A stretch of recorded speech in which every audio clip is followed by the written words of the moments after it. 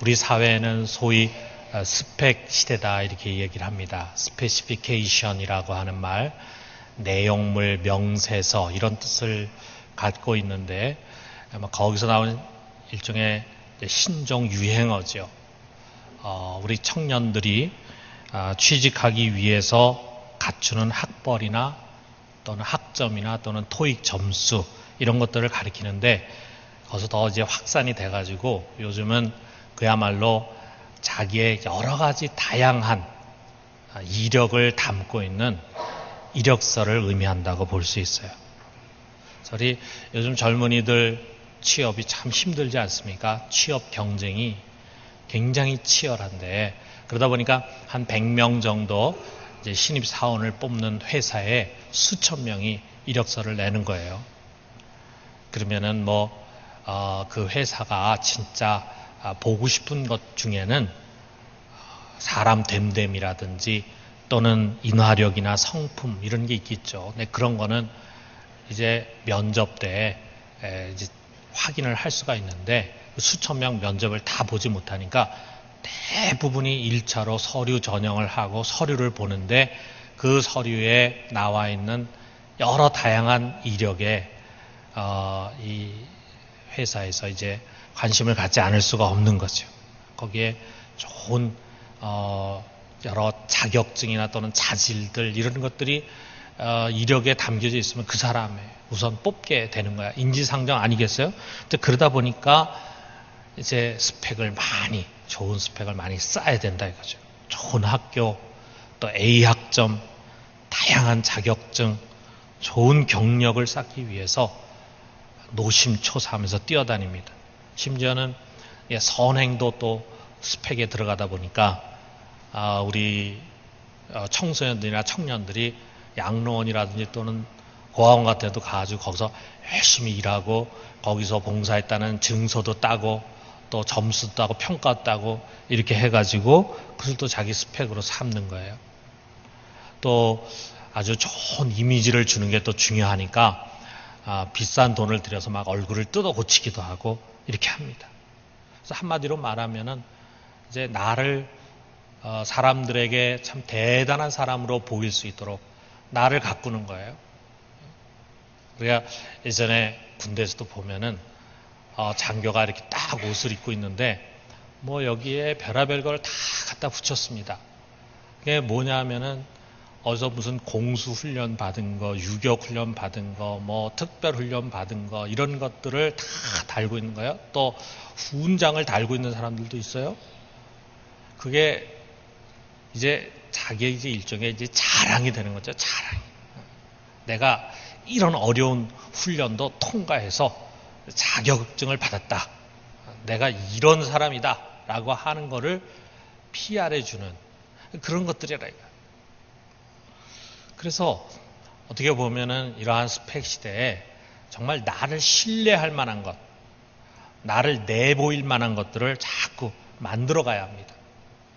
그래서 이런 것들이 또 어려우면은 또 조금 가지고 있는 별거 아닌 걸 가지고 또 잘 포장해 가지고 사람들의 이목을 끌게 하는 자기 PR법도 하나의 능력이라고 할 수도 있어요. 이 스펙을 중시하는 사회에서는 이 밥장사도 하려면은 어느 정도 머리를 써야 됩니다. 그럼 이게 보니까 이런 음식점이 있습니다.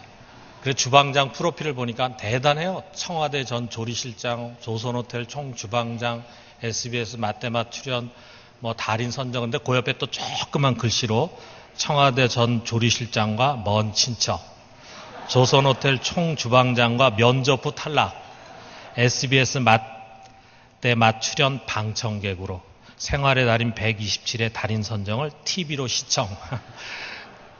그런데 어쨌든 지나간 사람이 작은 글씨는 안 보니까 거짓말을 안 한 거고, 그래 이걸 보면서 대단한 사람인가 보다 들어가서 먹는데 음식 맛이 좋으면은 사람들을 끄는 거죠.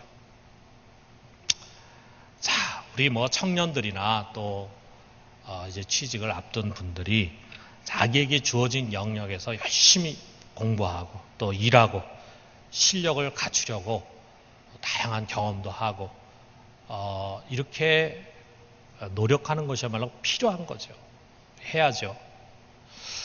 그러나 우리가 이제 이러한 사회의 흐름 속에서 그야말로 온 사회 구석구석에 치열하게 벌어지고 있는 이 스펙 전쟁 속에서 우리도 모르게 이제 형성돼 가고 있는 사회적인 흐름을 우리는 볼 수 있어야 합니다. 그건 뭐냐? 이제는 사람을 그야말로 외모로 같이 서열화시키고 평가하는 것입니다.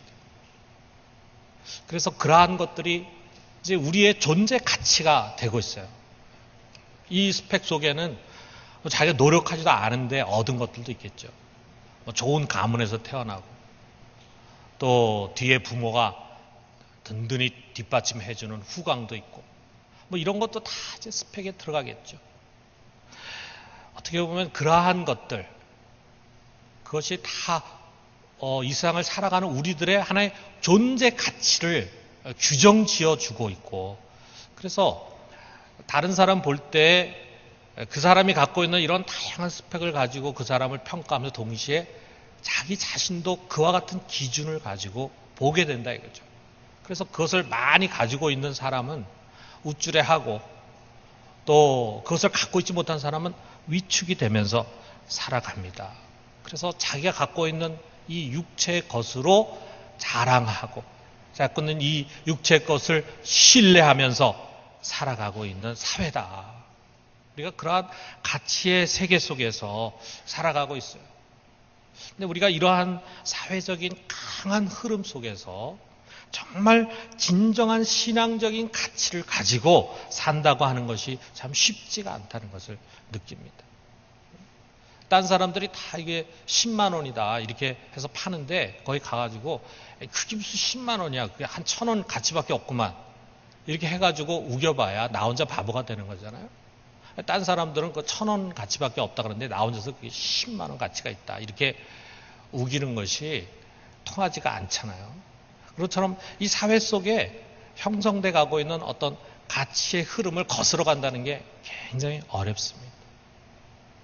그런데 우리가 이 세상 사람들이 다 가치 있다고 생각하는 그것을 그대로 쫓아서 가면은 나는 진정한 신앙인이 될 수가 없습니다. 여러분, 우리가 세상에서 신앙생활을 하는 게 교회 주일날 나와서 예배드리고 그리고 목장에 가서 목장 식구들과 함께 하고 이렇게 하는 게 신앙이다 그러면은 어렵지 않죠. 주일날 교회 나오면 되잖아요. 예배 같이 드리면 되잖아요. 또 목장에 가서 같이 목장 식구들과 같이 좋은 시간 갖고 이렇게 하면 되잖아요.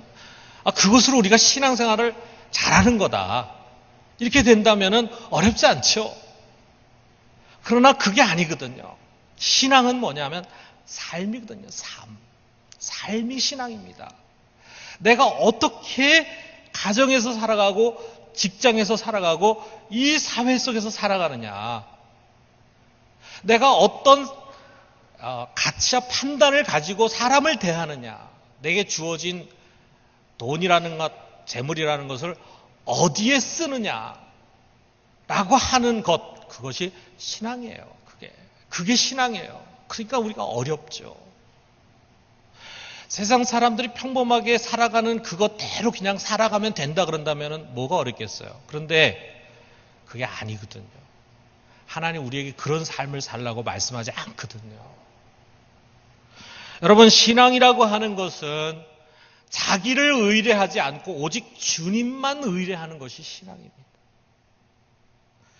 신앙이라는 것은 자기의 가지고 있는 육체의 것을 자랑하지 않고 오직 주님과 그의 십자가만을 자랑하는 것이, 그것이 신앙입니다.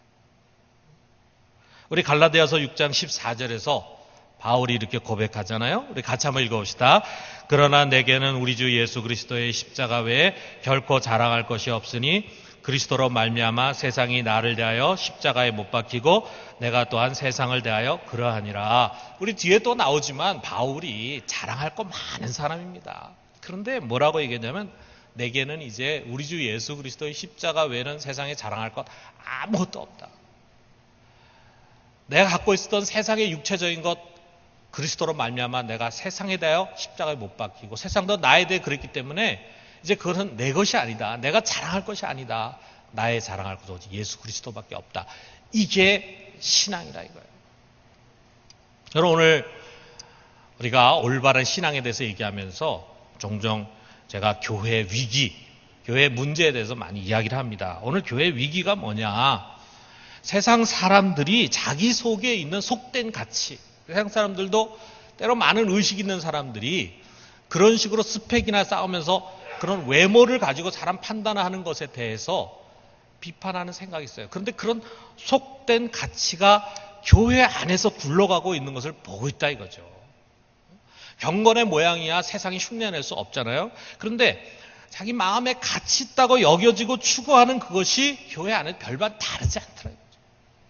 교인이라는 사람들이 갖고 있는 가치관과 자기가 갖고 있는 가치관의 차이가 없다는 거죠. 돈과 명예와 권력을 귀하게 여기고 그것을 위해서 감투 싸움도 하고 부끄러운 행태를 보이는 거죠. 교회를 인도해 가는 교회 지도자들이, 설교를 하는 목회자들이 똑같은 가치관을 가지고 살아간다면은 세상과 다를 것이 무엇이겠냐. 세상이 자랑하는 것을 교인들도 다 자랑하고 세상이 신뢰하는 것을 교인도 신뢰해요. 다른 것이 뭐냐. 도대체 신앙의 힘이 무엇인가, 이게 전 묻고 싶습니다. 종종 저 자신에게 먼저 묻고 싶어요. 넌 신앙이 있다고 말하고 있는데, 아니 그 신앙을 교인들을 가르쳐주고 있다고 하는데 도대체 너 속에서 그 신앙의 힘이 뭐냐 도대체. 여러분, 교회 안 다니던 사람 교회 나오게 해가지고 예배 드리게 하는 정도가 신앙의 힘입니까? 예수님이 나를 위해 십자가에 못 박혀 죽었다라고 하는 그 사실을 믿게 하는 것까지가 신앙의 힘입니까? 그 위대한 분을 만나고 그분을 믿고 그분과 동행한다고 하는데 어떻게 우리 속에 가치의 변화가 일어나지 않느냐 이거예요. 신앙의 힘이 그 정도까지밖에 안 되는가.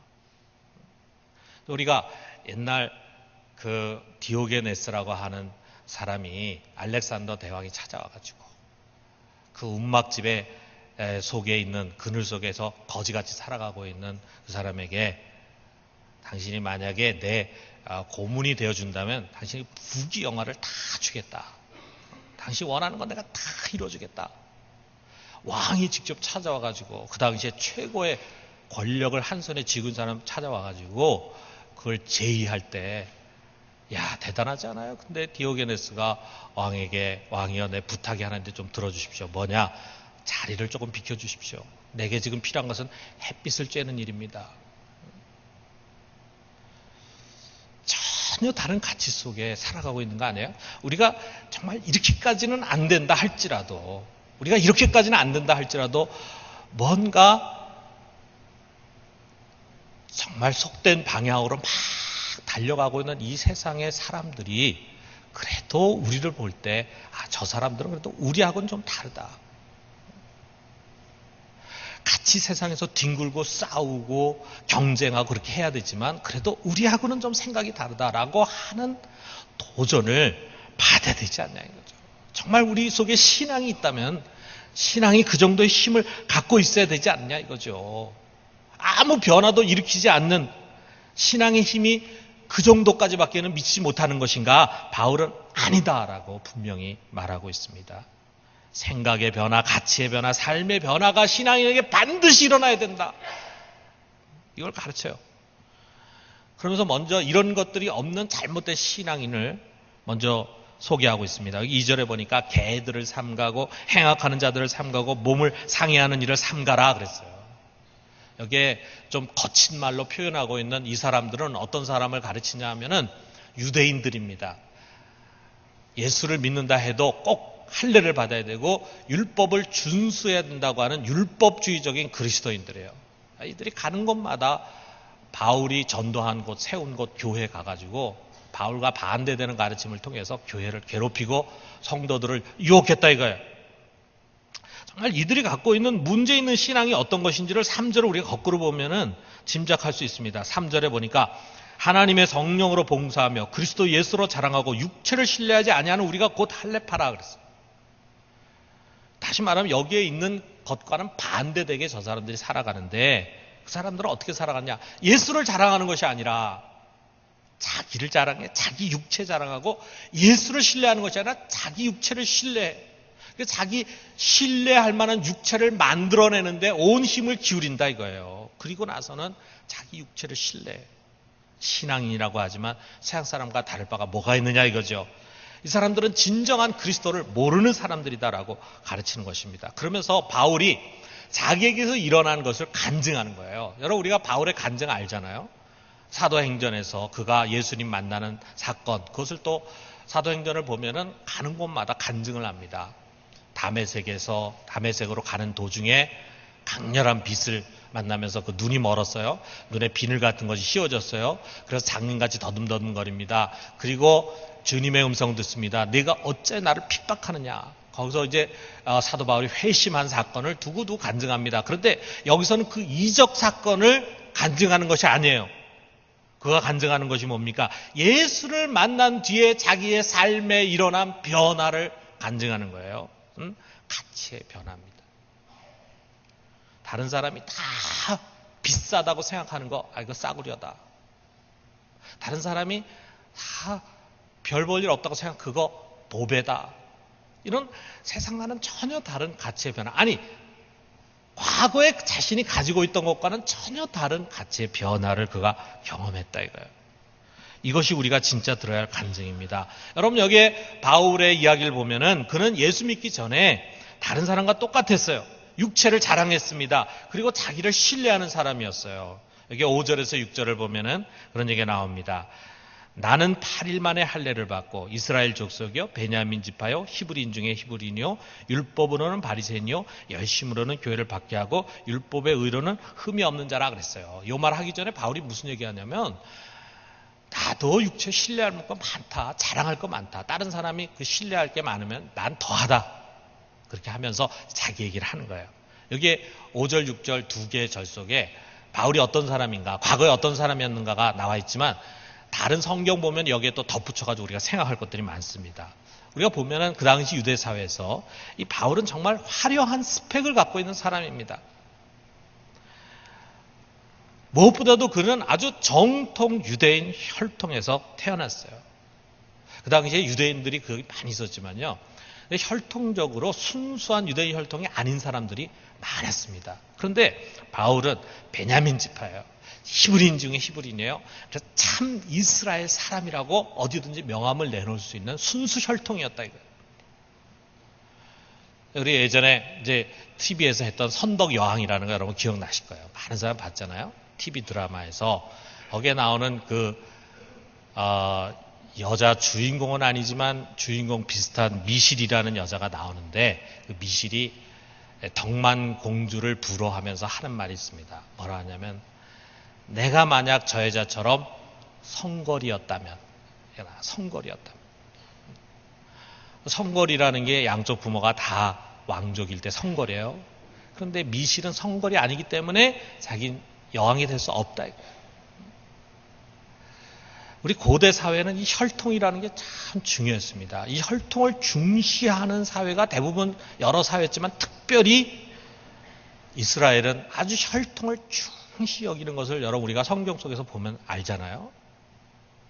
그런데 그야말로 이 바울은 이스라엘의 성걸이었다. 성걸.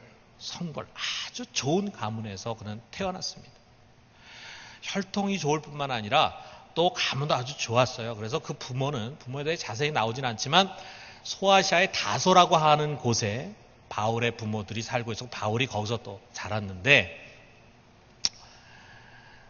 그 부모에 대해서 우리가 자세히는 모르지만 한 가지 분명한 사실은 뭐냐면은 그 바울의 부모는 로마 시민권을 갖고 있었다 이거죠. 이건 대단한 겁니다. 그 당시에. 우리가 사도행전에서 보면은 어떤 천부장이 자기가 많은 돈을 주고 시민권을 샀다. 이런 이야기를 하는 내용이 나와요. 그런데 바울은 태어나면서부터 난 로마 시민권자였다 이렇게 말합니다. 그러니까 그 당시에 로마 시민권을 딴다는 게 얼마나 어려운 일이었는가. 그런데 이 부모가 로마 시민권자였다라고 하는 것은 팔레스틴에 있는 가난한 유대인들하고는 차원이 다르는 아주 유력한 집안이었고 굉장히 유복한 집안이었다라고 하는 것을 말해줍니다. 그러니까 이 가정적인 배경이 빵빵한 거죠. 그리고 난 지 8일 만에 할례를 받았다라고 하는 것은 그 부모들이 아주 철저한 유대교 신앙을 실천하는 사람들이었다는 것을 말해주고 있어요. 이렇게 철저한 유대교 가정에서 자란 바울은 그 당시에 가장 율법의 정통파라고 할 수 있는 바리새파에 들어가가지고 정통 율법을 배웠습니다. 그리고 가말리엘 교법사 문화에서 랍비 훈련을 엄하게 받았어요. 그 당시 가말리엘 교법사 그러면은 이스라엘 랍비 중에 가장 유명하고 훌륭한 사람이고 누구나 다 그 문화에 가서 배우고 싶어하는 사람이에요. 그러니까 그 당시 최고 학부라고 우리가 생각할 수 있겠죠. 거기서 엄하게 훈련을 받았어요. 그래서 그의 말대로 그는 어려서부터 아주 엄격한 유대교 가정에서 자라고 그 다음에 바리새파 가말리엘 문화에서 자라니까 이 사람은 정말 율법의 의로는 흠이 없었다. 율법에 정통했을 뿐만 아니라 그 율법대로 살려고 자기를 철저히 지키고 쳐서 복종시키는 그런 사람이었어요. 정말 경건하고 완벽한 사람이었고 그 열정에 있어서는 교회를 받게 할 만큼 유대교의 열정이 있었다는 거죠. 어떻습니까, 여러분? 우리 지금 시대하고는 우리가 좀 맞지 않지만 그 당시의 유대 사회로 보면 정말 자랑할 만하지 않습니까? 그 당시에 그를 부러워하는 사람이 얼마나 많았겠어요. 나도 좀 저 사람처럼 됐으면 하는 생각을 가진 사람이 얼마나 많았겠어요. 좋은 혈통이죠. 좋은 집안이죠. 또 좋은 학벌이죠. 정통 유대교인이죠. 흠이 없는 경건성과 나중에 보면은 교인들을 붙잡아 갈 때 대제사장이 그게 전권을 위임했어요. 그러니까 이 젊은 사도 바울이 그 당시에 종교 지도자들 대제사장으로부터 전폭적인 신뢰를 받고 있었다. 그러니까 그야말로 출세 가도를 달리고 있는 그런 사람이었다 이거예요. 정말 엘리트 유대인이었습니다. 어쩌면 그는 이것을 굉장히 자랑하고 있었고 자긍심을 갖고 있었고 그리고 사람들 그것을 다 인정하는 가운데서 유대 지도자로 발돋움하고 있었을 것이라 이거예요. 그런데 그가 변했습니다. 여기에 7절부터 8절에 보니까 이렇게 9절 상반절까지 이렇게 고백하고 있어요. 그러나 무엇이든지 내게 유익하던 것을 내가 그리스도를 위하여 다 해로 여길 뿐더러 또한 모든 것을 해로 여기면 내 주 그리스도 예수를 아는 지식이 가장 고상하기 때문이다. 내가 그를 위하여 모든 것을 잃어버리고 배설물로 여기면 그리스도를 얻고 그 안에서 발견되려 함이니. 그랬어요. 여기 가장 많이 쓰이는 동사가 여기다라고 하는 동사인데 헤게오마이라고 하는 이 동사는 우리가 잘 아는 말이죠. 헤게모니라고 하는 말 있죠. 헤게모니, 쟁탈전이 벌어진다는 헤게모니와 같은 어근이에요. 그러니까 간주하다, 여기다라는 뜻도 있지만 아울러서 이끌다, 다스리다라고 하는 굉장히 강한 뜻이 담겨져 있어요. 그래서 우리가 이걸 여러분이 좀 더 쉽게 이해할 수 있도록 제가 풀었으면 이런 거예요. 이전에 내게 참 유익했다고 생각했던 것들을 나는 이제 오히려 해로운 것으로 여긴다. 아니, 모든 것을 다 해로운 것으로 간주한다. 해로운 정도가 아니라 나는 그것을 배설물로 여긴다. 나는 이미 그 모든 것을 다 내버렸다. 과거와의 완전한 단절을 바울은 고백합니다. 어제까지 보물로 여겼는데 그것을 오늘 쓰레기로 취급한다. 이거 어제 분명히 다이아몬드였어요. 그 다이아몬드 없으면 살 수 없다고 생각할 만큼 보물을 좋아하고 그랬는데 오늘 와가지고 그 다이아몬드를 돌같이 여겨. 그 황금을 돌같이 여겨. 어제까지 목숨 걸고 지키려고 했던 그것을 다 내다버립니다. 굉장한 변화죠. 그야말로 혁명이죠. 내적인 혁명이죠. 뮬러라고 하는 사람은 이것을 모든 가치의 가치 전도다 이렇게 얘기했어요. 가치가 뒤엎어졌다 이거. 지금까지 가치 있다고 여긴 것을 다 뒤집어 엎은 것입니다. 어떻게 이런 일이 바울에게 일어났는가? 그 원인이 뭔가 다른 것이 아니에요. 예수님 때문에 그리스도를 위하여 내 주 예수 그리스도라는 지식이 가장 고상하기 때문에 그리고 내가 예수 그리스도를 얻고 나는 그 안에서 발견되기를 원한다. 예수 그 그리스도 때문에 또 예수를 위해서 바울은 이와 같은 변화를 겪게 된 겁니다. 예수를 만나고 예수를 믿는 그에게 이런 변화가 일어났어요. 우리는 그가 예수 그리스도에게 압도되고 있음을 보고 있어요. 그에게 예수 그리스도가 너무 크신 분이라는 것을 우리가 발견하게 됩니다. 그 예수를 만난 충격이 그의 눈을 뒤바꿔 놨어요. 그가 바울에게 무슨 일을 하신 것입니까? 여기 9절 후반에 이렇게 말하고 있어요. 9절에 보니까 같이 한번 읽어봅시다.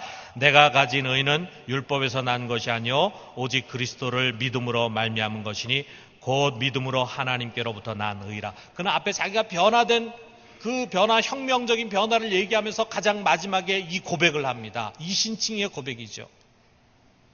이신칭의 믿음으로 말미암아 의롭다함 받았다라고 할 때 바울은 여기서 내가 가진 의는 이렇게 시작합니다. 내가 의를 가지고 있다. 교회 생활 오래 하시고 우리 교리에 대해서 배우고 말씀 배운 분들은 제가 더 이상 설명 안 해도 내가 의를 가지고 있다라고 하는 것이 얼마나 귀한 것인가를 잘 알고 있습니다. 여기서 의를 가지고 있다는 것이 나는 다른 사람도 좀 더 의로운 삶을 살고 있다 그런 뜻이 아니에요. 여기서 바울이 얘기하는 내가 가지고 있는 의는 할 때 그 의는 하나님 앞에서 죄가 하나도 없는 의인이라는 말이에요. 여러분 우리가 어떻게 완전하신 하나님 앞에서 죄가 하나도 없는 의롭다함을 받는 자로 인정받을 수 있습니까? 여러분 우리가 잘 알잖아요. 우리의 삶을 알잖아요. 지난 한 주간도 우리의 삶을 돌아보면은 얼마나 많은 잘못을 저질렀습니까? 해서는 안 되는 일, 가져서는 안 되는 생각들, 해서는 안 되는 말들. 우리가 짧은 요 한 주간의 삶을 돌아보더라도 우리가 하나님 앞에서 나는 죄인입니다라고 고백할 수밖에 없는 자들이고 우리의 지금까지 살아온 50년, 60년의 인생을 돌아보면은 정말 우리처럼 이렇게 부패하고 가증한 자가 없을 만큼 우리 자신을 고백하지 않을 수 없는데 바울도 마찬가지라 이거예요. 그런데 그가 하나님 앞에 의롭다함을 받는 자가 됐습니다. 의를 갖는 자가 됐어요. 여러분 이거보다 더 영광스러운 일이 없습니다. 하나님께서 그러한 여러분과 나에게 오셔서 내가 너를 의롭다 인정한다. 너는 죄가 하나도 없는 의인이다 라고 선언하시는 것보다 더 큰 기쁨이 없어요. 그 선언 한마디에 엄청난 결과가 뒤따라오는 것입니다. 여러분 우리가 하나님 앞에 하나님의 의를 갖는다는 것은 그야말로 최고의 명예와 최고의 유산과 최고의 영광이 담겨져 있는 거예요. 바울이 마침내 그것을 쟁취했습니다. 그는 평생 이것을 얻기 위해서 싸우고 달려왔어요. 이것을 위해서 그야말로 스펙을 쌓았습니다. 그런데 지금 정상의 자리에 우뚝 섰는데 무엇이 그러하여금 이 의를 갖게 했습니까? 그가 가진 훌륭한 혈통이 이것을 이루었습니까? 아닙니다. 마태복음 3장 9절에 보면은 자기들이 아브라함의 후손이라는 것 때문에 우쭐해하고 있는 유대인들에게 세례 요한이 이렇게 말합니다. 속으로 아브라함이 우리 조상이라고 생각하지 말라. 내가 너에게 이르노니 하나님이 능히 이 돌들로도 아브라함의 자손이 되게 하리라. 아브라함 자손, 혈통 아무 가치 없다. 유복한 가정에 많은 재물이 그를 이 자리에 올려놨습니까? 아닙니다. 마가복음 10장 25절에 예수님께서는 이렇게 충격적인 말씀하시죠. 낙타가 바늘귀로 나가는 것이 부자가 하나님 나라 들어가는 것보다 쉬우니라. 부자, 돈을 가진 사람, 돈으로 하나님 나라 들어가는 것은 불가능하다. 그가 율법의 의로 흠이 없을 만큼 선하고 의롭게 살아서입니까? 아닙니다. 물론 그는 다른 사람보다 죄 안 짓고 살려고 하고 율법을 지키려고 했겠죠. 그렇지만 로마서 3장 20절에 그 스스로가 분명히 선포합니다. 율법의 행위로는 그의 앞에서 의롭다 하심을 얻을 육체가 없나니. 우리 율법의 행위로 안 된다 이거예요. 그러니까 그가 자랑하고 그가 신뢰하고 그가 닦고 갈고 했던 그 육신의 어느 것 하나도 그를 의롭게 만들 수가 없었어요. 그렇다면 그가 가진 의는 어디서 온 겁니까? 그건 자기 실력으로 얻은 것이 아닙니다. 자기 노력으로 얻은 것이 아닙니다. 그것은 전적으로 하나님이 선물로 주신 하나님의 의였다 이거예요. 이것을 바울이 로마서 3장 21절에서 24절에 이야기하는데 마틴 루터가 이신칭의를 발견할 때 이것이 성경의 가장 소중한 기절이다. 이것이 성경의 핵심이다. 그야말로 성경의 하나의 분기점이다 이렇게 설명했어요. 우리가 좀 길지만 하지만 따박따박 한번 읽어보도록 합시다. 이제는 율법 외에 하나님의 한 의가 나타났으니 율법과 선지자들에게 증거를 받은 것이라. 곧 예수 그리스도를 믿음으로 말미암아 모든 믿는 자에게 미치는 하나님의 의인이 차별이 없느니라. 모든 사람이 죄를 범하였음에 하나님의 영광에 이르지 못하더니 그리스도 예수 안에 있는 속량으로 말미암아 하나님의 은혜로 값없이 의롭다 하심을 얻은 자 되었느니라.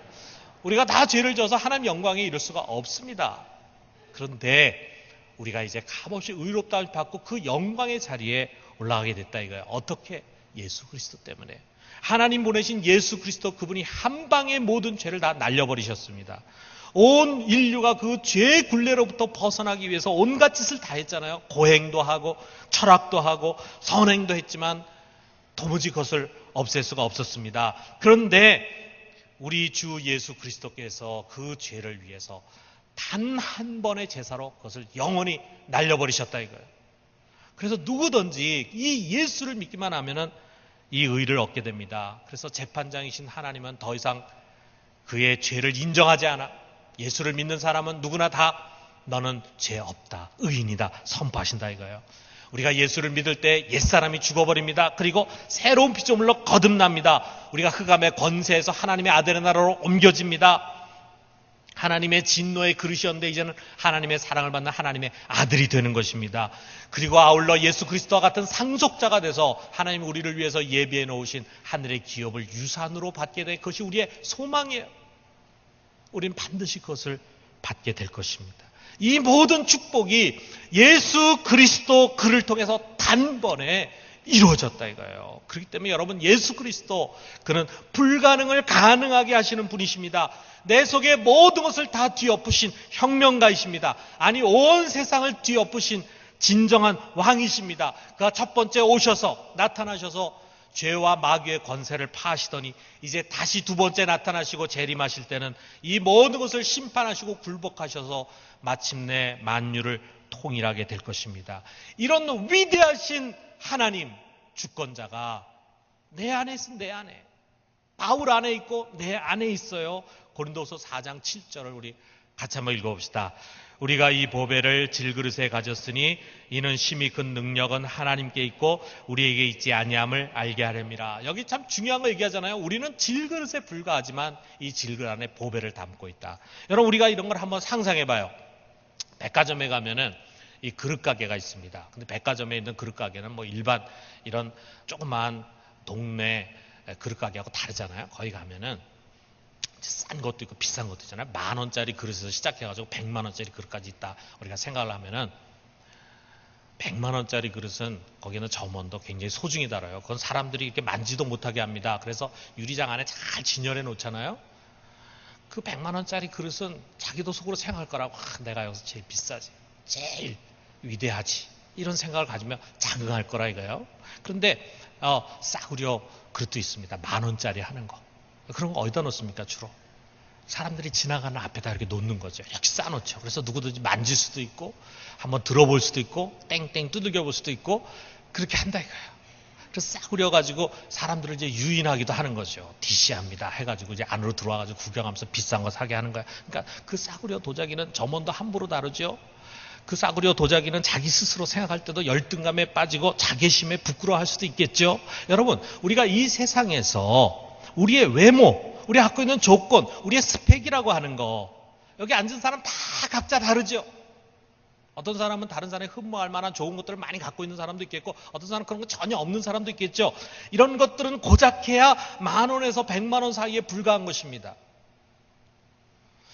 그런데도 그 가게 안에서는 막 자기들이 서로 잘났다, 더 낫다, 못하다 하면서 싸우겠죠. 그런데 우리가 이런 걸 한번 생각해요. 그 10,000원짜리 제일 그 가게에서 싸구려 그 도자기에 말이에요. 다이아몬드가 하나 박혀 있는데 200억 원짜리 다이아몬드가 거기 박혀 있어요. 한번 상상해 보세요. 10,000원짜리 도자기에 200억 원짜리 다이아몬드가 박혀 있어. 그러면 그 도자기 가격이 어떻게 되는 겁니까? 그 도자기는 정말 가치 없는 10,000원짜리 도자기임에도 불구하고 거기에 200억 원짜리 다이아몬드가 박혀 있으니까 그 가격은 200억 원에 가게 되는 거예요. 거기에 무슨 뭐 10,000원짜리다, 100,000원짜리다, 100만원, 이거 우스운 이야기죠. 그 200억 원 앞에서. 여러분 이게 바로 우리라 이거예요. 믿는 우리 속에 마치 우리가 질그릇과 같은 가치 없는 것인데 불구하고 우리 속에 예수 그리스도가 와 계세요. 그는 200억의 가치보다도 몇십 배, 몇천 배 하는 이 세상의 무엇과도 비교할 수 없는 너무나 소중한 분이십니다. 그 다이아몬드가 우리 속에 있어요. 그게 바로 우리 가치입니다. 여러분 우리를 변화시키고 우리 안에 함께 하시는 예수 그리스도를 아는 지식은 우리의 진정한 가치를 깨닫게 해줘요. 우리가 신앙 안에서 예수에 관한 지식을 가지면 가질수록 우리가 얼마나 소중한 자인가, 우리가 이 세상에 어떤 값으로도 어떤 평가로도 결코 가치 평가를 받을 수 없는 너무나도 소중하고 존귀한 자라고 하는 것을 깨닫게 됩니다. 우리가 그 자기 인식을 갖게 되면, 자기 가치를 갖게 되면은 이 세상의 가치에 의해서 스스로 자랑하거나 또는 신뢰하거나 아니면은 자괴심에 빠지는 그런 어리석음을 범하지 않을 거라 이거예요.